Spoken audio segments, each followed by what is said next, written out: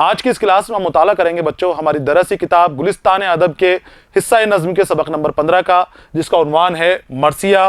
سبق مرثیہ کو میں نے 4 حصوں میں تقسیم کیا تھا۔ پہلے حصے کے اندر ہم نے مرثیہ کی تعریف حاصل کی تھی کہ مرثیہ کیا ہے، کسے کہتے ہیں، اور ساتھ ہی اجزائے ترکیبی مرثیہ کے کون کون سے ہیں، کتنے ہیں، ان کے بارے میں مطالعہ کیا تھا۔ دوسرا حصہ لے کر میں آپ کے سامنے حاضر ہوں۔ یہاں پر ہم جو ہماری درسی کتاب میں مرثیہ دے رکھا ہے شہادت حضرت عباس، اس کے شاعر میر ببر علی انیس کے حوالے سے بات کریں گے، اور اس سبق کا بھی عنوان ہے میر ببر علی انیس کا تعارف۔ تیسرے حصے کے اندر ہم مرثیہ کا مطالعہ کریں گے شہادت حضرت عباس کا، اور چوتھے حصے کے اندر ہم نصابی کتاب میں دیے گئے سوالات کے جوابات حاصل کریں گے۔ تو اب شروع کرتے ہیں سبق کا دوسرا حصہ، ببر علی انیس کا تعارف۔ بچوں مرثیہ کے معنی میں نے آپ کو بتائے ہیں۔ مرثیہ کے معنی ہوتے ہیں میت کے اوپر رونا پیٹنا، ماتم منانا، غم اور افسوس ظاہر کرنا، مرنے والے کی تعریف اور توصیف بیان کرنا، اور مرثیہ اسی شاعری کو کہا جاتا ہے جس کے اندر ان سب جذبات کا اظہار کیا جائے۔ اردو ادب کے اندر مرثیہ شروع سے رائج ہے، بہت مقبول قسم ہے، غزل کے جیسے ہی اس کو بھی خوب پڑھا جاتا ہے، اور تقریباً ہر شاعر نے، جتنے بھی شعراء اردو ادب کے اندر ہوئے ہیں، سب نے مرثیہ کے اندر اپنی ہاتھ آزمائے ہیں، مرثیہ لکھے ہیں۔ لیکن اردو ادب کے اگر بڑے مرثیہ نگاروں کے نام پوچھے جائیں اور استادوں کے نام پوچھے جائیں کہ مرثیہ کے اندر استاد کون ہیں، تو میر ببر علی انیس ایسا نام ہے کہ اس کو کبھی بھی نظر انداز نہیں کیا جا سکتا۔ بچوں اردو ادب کا تو بڑا نام ہے ہی، لیکن مرثیہ کے اندر بھی یہ بہت بڑا نام ہے۔ ان سے عمدہ اور ان سے اعلیٰ قسم کے مرثیے کسی نے نہیں لکھے، نہ تو ان کے پہلے نہ ان کے بعد۔ میر انیس کا جو دور تھا وہ مرثیہ نگاری کا عروج تھا۔ حالانکہ مرثیے تو میر انیس سے پہلے بھی لکھے جا رہے تھے اور عمدہ قسم کے لکھے جا رہے تھے، اجزائے ترکیبی وغیرہ بھی آ گئے تھے، حیت اور ساخت بھی فکس کر دی گئی تھی، لیکن میر انیس کے مرثیوں میں کچھ الگ ہی بات ہوتی تھی، کچھ الگ ہی رنگ روپ اور جوش میر انیس کے مرثیوں کے اندر نظر آتا تھا۔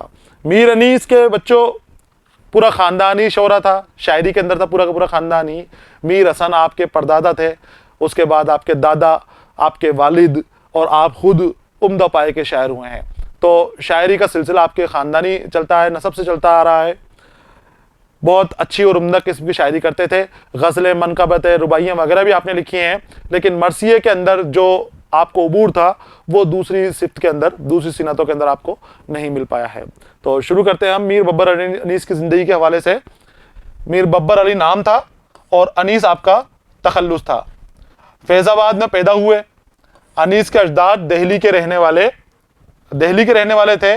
ان کے پردادا میر غلام حسین زاہد دہلی کی تباہی کے بعد اپنے بیٹے میر حسن کے ساتھ دہلی چھوڑ کر فیض آباد چلے آئے تھے۔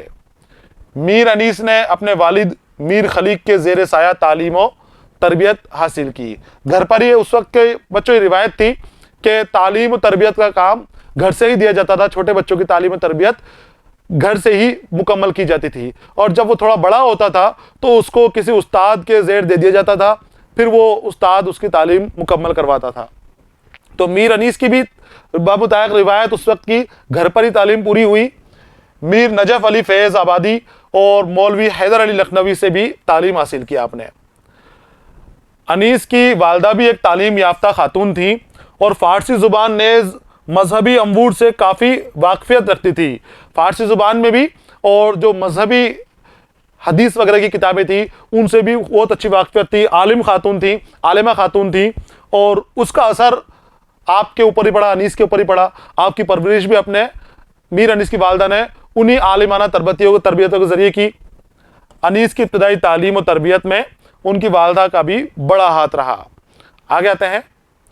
میر انیس کا مطالعہ وسیع تھا، وسیع یعنی لمبا چوڑا مطالعہ تھا ان کا، ہر طرح کے علوم و فنون کے وہ جانکار تھے، اور باقاعدہ انہوں نے تربیت لی تھی ہر طرح کے علوم و فنون کی جو اس دور میں رائج تھے۔ جس طرح کے علوم اس وقت تھے وہ سارے کے سارے میر انیس نے حاصل کیے تھے۔ عربی اور فارسی میں اچھی دستگاہ رکھنے کے ساتھ ساتھ وہ ان تمام علوم سے خاطر خواہ واقف تھے جو اس زمانے میں رائج تھے۔ جو علوم اس زمانے کے اندر مشہور تھے، رائج تھے، رواج میں تھے، وہ سارے کے سارے علوم میر انیس نے حاصل کیے۔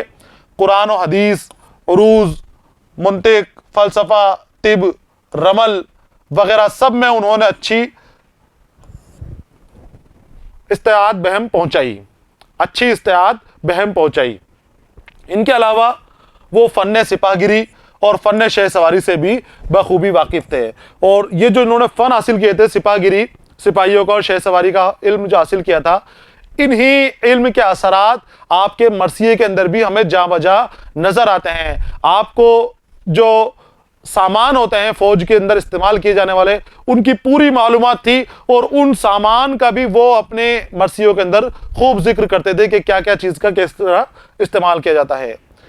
ان فنون کی تعلیم انہوں نے باقاعدہ طور پر اس زمانے کے مانے ہوئے استادوں سے حاصل کی تھی.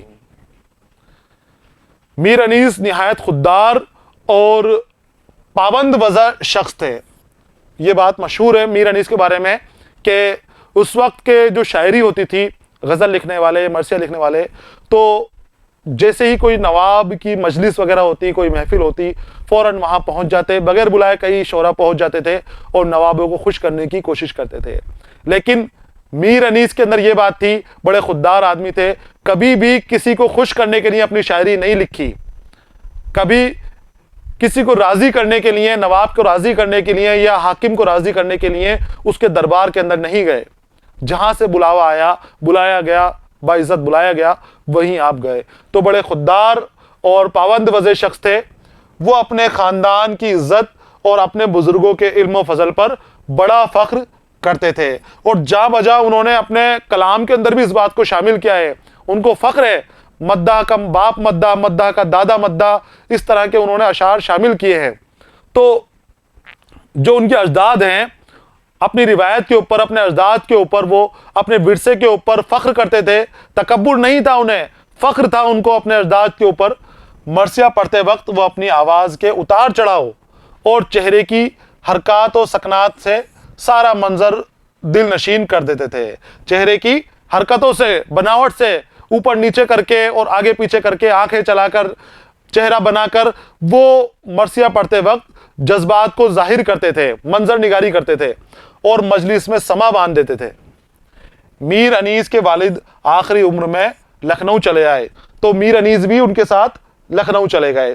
میر انیس کے والد کی آخری عمر تھی اور میر انیس کی یہ جوانی تھی، تو جوانی کے دنوں میں یہ لکھنؤ آ گئے. اور جو لکھنؤ کا منظر، جو لکھنؤ کا ماحول ہے، وہ بہت اچھا ماحول تھا، علم و ادب کا ماحول تھا، نواب اور سخن کی عزت کرنے والوں کا جو نواب تھے ان کا زمانہ تھا. تو لکھنؤ کے اندر ہی لکھنؤ راس آ گیا اور پھر تاعمر پھر یہ لکھنؤ کے اندر ہی رہتے رہے. ان کے ساتھ انیس بھی آ گئے اور یہی مستقل سکونت اختیار کی. لکھنؤ ہی میں ان کی وفات ہوئی. انیس ایک قادر الکلام شاعر اور ماہر فنکار تھے. زبان پر انہیں بے پناہ قدرت حاصل تھی. لفظوں کے انتخاب اور استعمال میں ان کا کوئی جواب نہیں تھا. یہی انیس کی خاصیت تھی. وہ مرثیے کو اجزائے ترکیبی کے مطابق لکھتے تھے. جو اجزاء لکھ رہے ہیں اس کے مطابق ہی وہ اپنے علوم و فنون کا وہاں پر مظاہرہ کرتے تھے. منظر نگاری کے اندر ان کو قدرت حاصل تھی. مکالمہ نگاری وہ بہت خوبصورت کرتے تھے. جذبات نگاری میں ان کو ماہر حاصل تھی. ہر طرح کے علوم و فنون سے انہوں نے اپنے مرثیوں کو لبریز کر دیا تھا. بچوں، بہت خوبصورت مرثیے میر انیس کے لکھے گئے ہیں. وہ ایک بات کو کئی ڈھنگ سے ادا کرنے میں ماہر تھے اور اس بات کو مانتے بھی تھے کہ ایک بیان کو وہ کئی انداز میں کرنے کے حامی تھے. کئی انداز میں وہ کر کے دکھاتے تھے. اگر ایک پھول کی بیان کرتے ہیں تو وہ کئی طرح سے اس پھول کی بیان کر دیتے ہیں.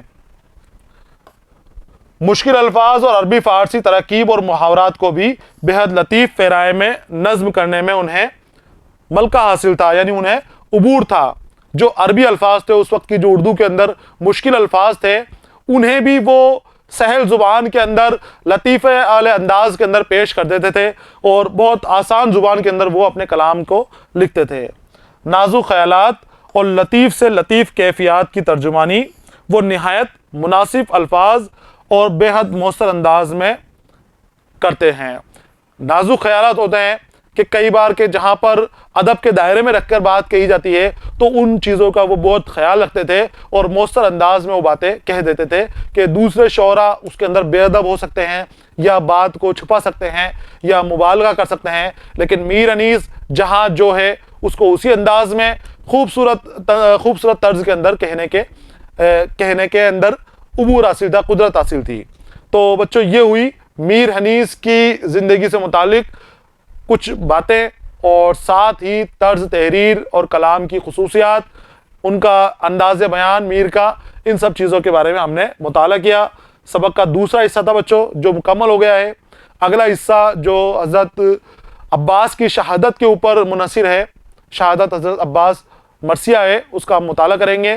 تو مرثیہ آنے تک آپ انتظار کیجئے، پڑھتے رہیے، خوش رہیے، الوداع۔